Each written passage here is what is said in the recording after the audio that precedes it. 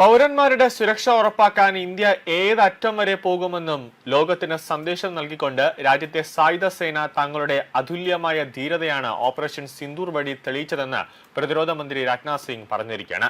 Delhi കണ്ടോൺമെന്റിലെ base ഹോസ്പിറ്റലിൽ നടന്ന ചടങ്ങിൽ സംസാരിക്കുകയായിരുന്നു പ്രതിരോധ മന്ത്രി. പാകിസ്ഥാൻ കേന്ദ്രീകരിച്ച് പ്രവർത്തിച്ചിരുന്ന ഭീകരരെയും അവരുടെ സഹായികളെയും ഉന്മൂലനം ചെയ്തതിനും ഇന്ത്യക്കെതിരെ ദുഷ്ടലാക്കോടെ നീങ്ങാൻ ധൈര്യപ്പെട്ടവർക്ക് കനത്ത തിരിച്ചടി നൽകിയതിനും പ്രതിരോധ സേനയെ അദ്ദേഹം അഭിനന്ദിച്ചു.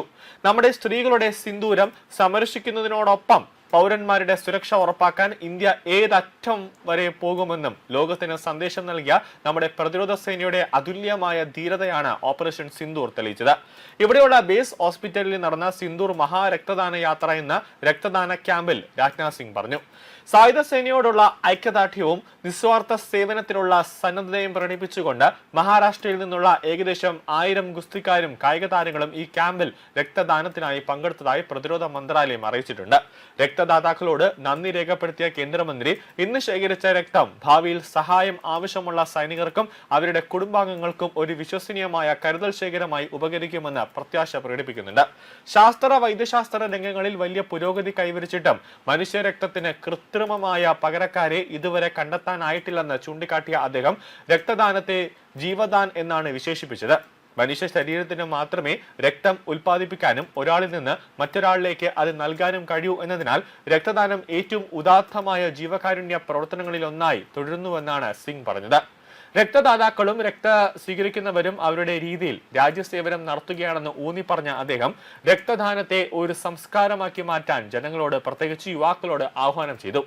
2047 സ്വാതന്ത്ര്യത്തിന്റെ 100ാം വാർഷികം ആഘോഷിക്കുമ്പോൾ വികസിത സമ്പദ് വ്യവസ്ഥ എന്ന ലക്ഷ്യത്തിൽ മാത്രം നാം ഒതുങ്ങി നിൽക്കരുത്.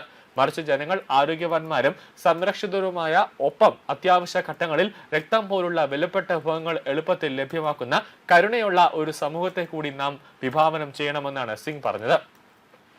മഹാരാഷ്ട്ര മുഖ്യമന്ത്രി ഏക്നാഥ് ഷിൻഡെ, ആയുഷ് സഹമന്ത്രി പ്രതാപ് റാവു ജാദവ്, മഹാരാഷ്ട്ര വ്യവസായ മന്ത്രി ഉദയ് രവീന്ദ്ര സാമന്ത്, കൂടാതെ MP ശ്രീകാന്ത് ഏക്നാഥ് ഷിൻഡെ, കരസേനാ മേധാവി general Dheeraj Seth, armed force medical service director general surgeon vice admiral Aarti Sarin എന്നിവരും മറ്റു മുതിർന്ന സൈനിക സിവിൽ ഉദ്യോഗസ്ഥരും ചടങ്ങിൽ പങ്കെടുത്തതായി പ്രസ്താവനയിൽ പറയുന്നുണ്ട്.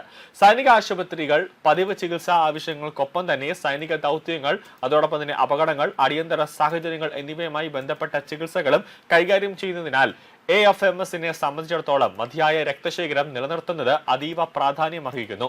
ഏകദേശം 500 സന്നദ്ധ രക്തദാതാക്കളുടെ പങ്കാളിത്തം സ്വന്തം താല്പര്യത്തെക്കാൾ ഉപരിയായി സേവനമെന്ന തത്വം വീണ്ടും ഉറപ്പിക്കുകയും കൃത്യമായ ഇടവേളകളിലുള്ള സന്നദ്ധ രക്തദാനത്തിലൂടെ ജീവൻ രക്ഷിക്കുന്നതിൽ യോഗ്യരായ ഓരോ പൗരനും വഹിക്കാവുന്ന പങ്ക് എടുത്തു കാട്ടുകയും ചെയ്തുവെന്നാണ് മന്ത്രാലയം പറയുന്നത്.